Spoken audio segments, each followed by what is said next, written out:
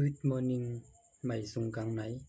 Good afternoon ใหม่สุงกลางวัน Good evening ใหม่สุงยามค่ำหรือว่าใหม่สุงกลางค่ำค่ะเนาะ Good night ฝันดี Hi ใหม่สุง Hello ใหม่สุงมันกันแก้ค่ะเนาะ How's it going เป็นหือพอง Where have you been สู่เป็นหือพอง Where have you been สู่กว่าเลยมา How have you been สู่เป็นหือพองอยู่ดีอยู่ห้า Have a good day ให้เป็นวันดีมีซื่อนะ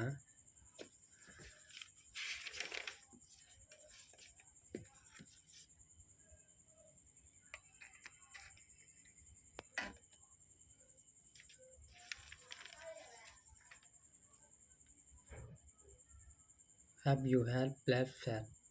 สู่กินข้าวในยาวห้า Have you had lunch สู่กินข้าววันยาวห้า Have you had dinner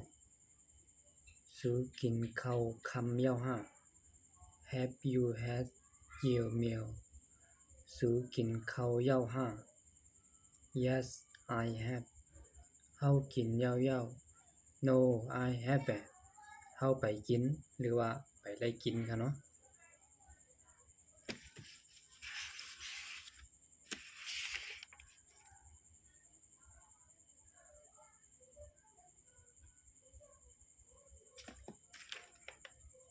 โอเคค่ะใหม่ส่งฝากติดตามด้วยค่ะนะ